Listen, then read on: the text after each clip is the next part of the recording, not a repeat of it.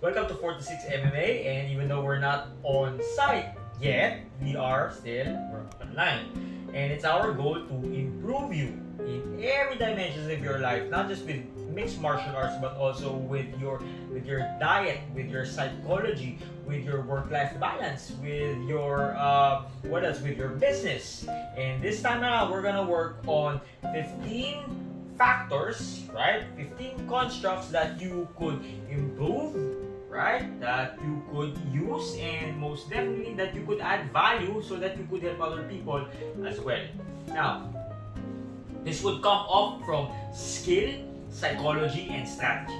So in this 5 days of discussion, right, we're gonna discuss one skill, one psychological thing that you could apply, and one strategy that you could use. Now, first off, when it comes to skill, it's good for you to learn how to be analytical. What is being analytical? Being analytical is the opposite of being subjective, being drawn to your emotionalities, from your biases, from all the regrets of the past and the anxieties of the future. Being analytical means that you're working with a set of data that you have in front of you with logic, right? With clear-mindedness and being objective. And of course, if you're analytical, if you extract the data for what it is and what it is not, you are able to make plans of actions that are practical, that are safe, and of course, that will hold you accountable. Now, when it comes to psychology, there's this thing called learned optimism. It's the opposite of learned helplessness. Wherein in learned helplessness, you finally accept that there is nothing you could do in the situation, right? With learned optimism, it's a type of programming.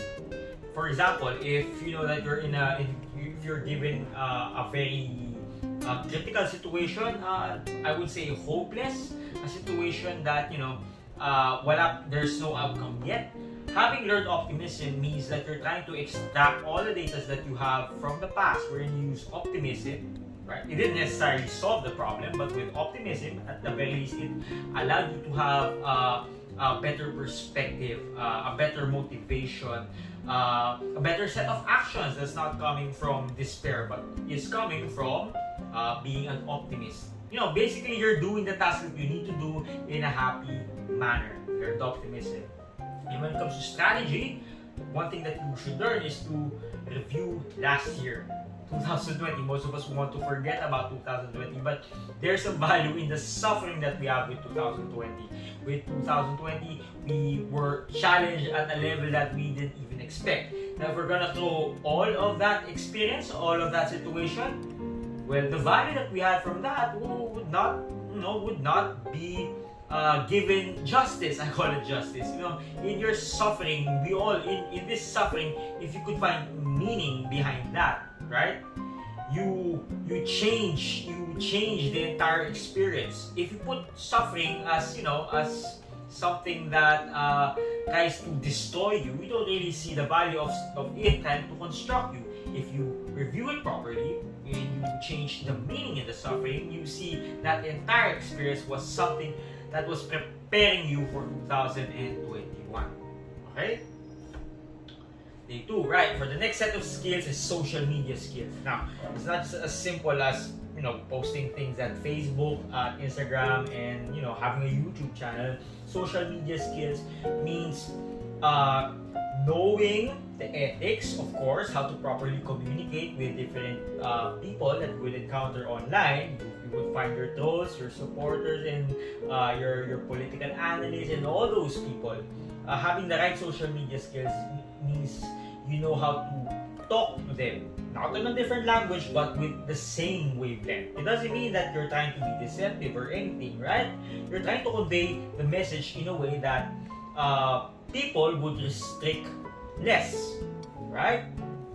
People would easily be influenced, and people would easily agree with you, especially if you're someone that's trying to move your business from an on-site now into an online space. Social media skills is very important when it comes to creating content, right?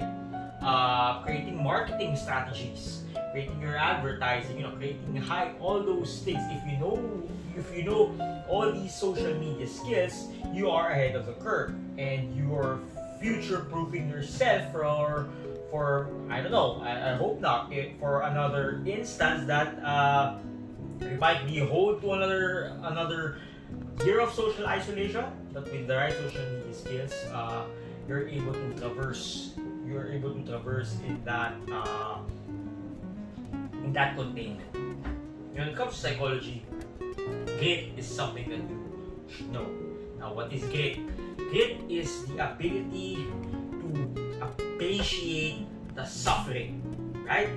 According to psychology, grit is the most common psychological features among all the successful people that you will find. Grit is when you fail, right? But you have this positive feeling that you want to come back up stronger. And as they say, if you fall down once, with grit, you come back up twice. It's very important for you to develop that grit. The way that you could do that is to see all your downfalls as an opportunity for you to shine, to see all the setbacks as a comeback, a play, a stage for you to show how powerful your comeback could be. Now, the bigger the setback, I expect the larger the comeback that you would have. When it comes to strategy, it's important for you to adjust new goals. Now, we all have strategies, be it business, family, work-life balance back in 2020. But, given the situation, right, for what? As of this video, for almost a year, all of those plans, most of those plans have been deferred, have been delayed, have been thrown out the window. Adjusting your new goals means that looking at what you have right now and where you can go. It might not be the same destination that you want to go, but you adjusting new goals allows you to see where else could you travel. If you want to go to this direction and there's a roadblock, adjusting your new goals means that you have to maybe take a little detour for the while. But ultimately, that detour that you have done finally leads you to the place that you want to be. Time, place, people, all of these may change, but the reason and the purpose that you want to go to your destination still remains the same. Adjust your new goals. Okay, now going back, what skills you need to develop, right? One skill is customer service. Now, it's very important for you to develop customer service. I have provided seminars when it comes to customer service, and it's not just a matter of delivering the product, delivering the service that you say that you will. Customer service means you being there before the service. You being there, answering any questions that they have, providing information before they could even step in or try the goods and service that you have. Customer service also means being there after the service or the goods, meaning that you're providing service if they have any questions, if they have any faulty products, any questions, any other information that they want to state out. You're always there. You are always present. The goal of customer service is to make the customer experience a positive one, and of course, with every satisfied customer that you serve, right, gives you the chance to meet other people within the network of that person. You're basically compounding the opportunity from one satisfied customer, not that you could get 10 other customers from that person as well. Okay, and practicing customer service allows you to refine how you deliver your service, your good, and how you take feedback, how you use the feedback given to you as something constructive. When it comes to psychology, resilience is very important. Now, what is resilience? Resilience is the ability to get back up when you're down. Being resilient, it's not you being a martyr, accepting all the pains and the challenges of the world. Being resilient basically means that you're able to create that own shell, create that own shield that you carry, right? That you could take in more damages, right? And you're not stressing out about the damages. If you combine grit and resilience, it's the perfect combination for the person who is happy in the middle of all the suffering, a person who is happy in the middle of all the dilemmas. Being resilient means that you're willing to take on the challenge as well, and you know that you will fail, but you have room to accept this failure, and you have planned forward. When you fail, you have a plan of action that would set you for an even bigger comeback. Now, when it comes to strategy, you have to determine what are your KPIs, your key performance indicators. We're not going to talk about business here. When you say key performance indicators, these are the numbers that matter the most. Now, if you're into profitability, your KPI is how much money you're making. But given the situation right now, perhaps profitability is a difficult KPI. Maybe you could look at different KPI, maybe the number of customers that you serve, right? The number of people that know your name or your business. Now, if we're gonna put that on a familiar context, it's not about the business always.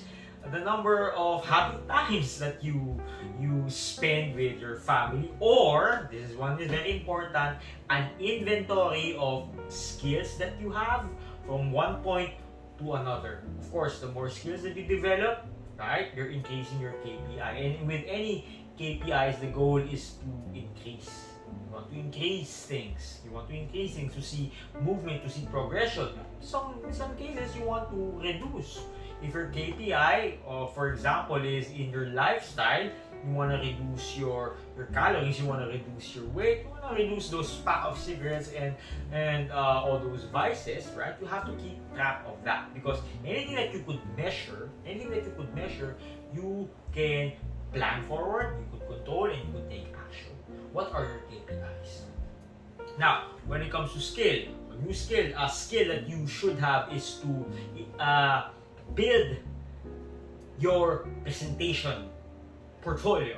Okay? Meaning by presentation portfolio, you're not only good with face-to-face communication, but maybe you're also good with typing. Maybe you're also good with making audio contents. Maybe you're good with making anything related with movements. I don't know. It's up to you.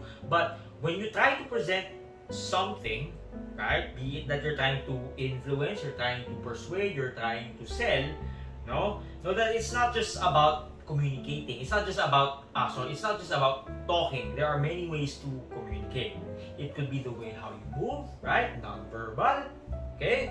It could be the way that you create content, create videos, many things. You should consider that the way you should present is not just only with one platform. Consider many other platforms. Also, for example, with if you're trying to reach out to social media, the way that you present, right? It's not just limited with one platform. Let's just say Facebook. You should also diversify. You should know how to make YouTube videos. You should know how to make great images for Instagram, for example. And maybe you should know how to create good audio materials that you could publish as podcasts. Again, diversify your presentation and improve your presentation skills. Now, when it comes to psychology, resourcefulness is something that you should improve. Now, there's a difference with being resourceful, full of resources, and resourceful. Resourceful, meaning one word. Resourceful, it means that you have a lot of resources, right? But it doesn't mean that you're the type of person who tries to utilize every component of that feature, to maximize something that it has been given to you. Because you have a lot of resources, you could just basically spend and burn. But for someone who is resourceful, that's one word, he's the type of person that manages to extract all the utility given to him, right? If you're given a pen and paper, just a pen and paper, and you're asked, how could you make profit with pen and paper? Let's just say a person who is resourceful with one word, knows how to extract service from that pen and paper. Instead of writing something down that please give me money, right, with a pen and paper, maybe he could post himself like, I could take notes for you, I could write something for you in exchange of money. That's being resourceful, using what you have to get to where you want. Alright? Now, when it comes to strategy, risk management is very important, and it's something that has been proven to be very important back in 2020. Why? Because small to medium businesses who have their own risk management system going on, right, prior to the lockdown, they were the type of business that did not shut down. They spent money on how to mitigate risk. No one really considered being on lockdown. No one really considered COVID-19 and the number of people being hospitalized and, even dead. But for a business that considered risk management, right, if you would look at their literature, they're the businesses that last during and even after COVID-19. So, given the evidence as a person, as a business, right, it's very important for you to consider your risk management. What are the set of actions that you're willing to do when the risk comes? It's very important. Now, when it comes to skills, team management is very essential. What is team management? Team management means you knowing the right people for the right job at the right place at the right time. With team management, it doesn't necessarily mean you getting all the greatest people that you know, but those people don't even know how to work with other people. Sometimes it's better to get a collective, let's just say, to get a bunch of people who are maybe not that good, but value teamwork, value cohesiveness, and value growing with other people instead of getting, all A's, all-star people that doesn't even know how to pass the ball. Right? So that's very important. Team management, selecting the people that you want to be with, selecting the right group that you want to associate with, and this is also part of this as well with team management, being able to mitigate conflict, being able to identify if there's conflict rising within the group, and how are you able to step out. Are you the type of person who's very vocal, who wants to confront the other person, or maybe the type of person that wants to create the right environment wherein the people would understand that conflict is going on? It's up to you, but it's very important for you to develop your team management skills. When it comes to psychology, creativity is very important. Now, when it comes to creativity, it's looking at a situation, problem per se, from a different lens, right? They call it as thinking outside the box. Being creative also means getting yourself inside the box wherein you could think outside of it, right? Be it for, creating a new product, or creating a new good, creating a new services, or trying to solve something in your life. Being creative is extracting all the possibilities, no matter how crazy, no matter how impossible that may be. Again, it's only impossible until someone else does it, right? Being creative is trying to extract all the possibilities that you know that you can do, and maybe that it might not be possible for now, right? But given the right time, the right people, the right resources that you have, these creative imaginations that you have for the future, it will happen. Now, use creativity as a way to solve your problems.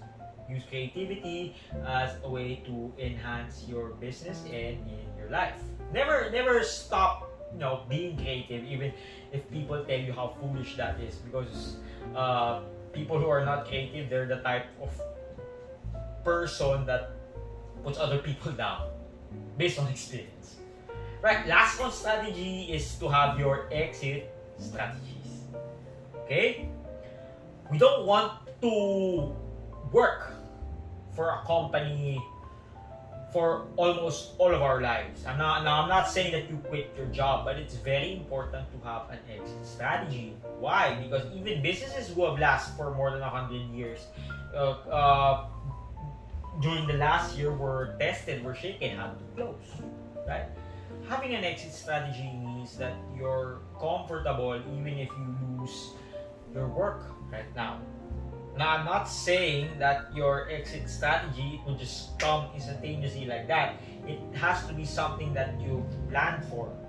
What are the set of actions you will do if tomorrow comes and tomorrow says that you will no longer work for this company? Do you plan to move somewhere else? Do you plan to sell something? Be a provider of something? Having an exit strategy is expanding your freedom. You're not just tied or grounded with the work that you have, thinking that it's only the source of income that you will have from here on out. Having an exit strategy is actually implementing an infinite resource mindset, right? An infinite resource mindset. It's a very liberating thing, and having an exit strategy also allows you to see a bigger picture. What could you have beyond this?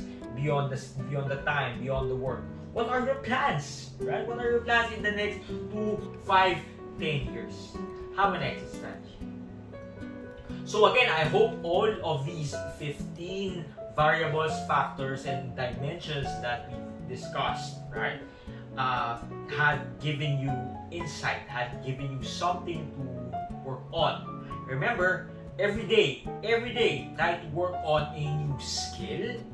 You don't have to be the master of that skill. Try to work on it. Even though if you improve just 1%, that means a lot. That's compounded in the next few days. 1% from now compared to the 1% in 1 week is a bigger 1%. You know that, right?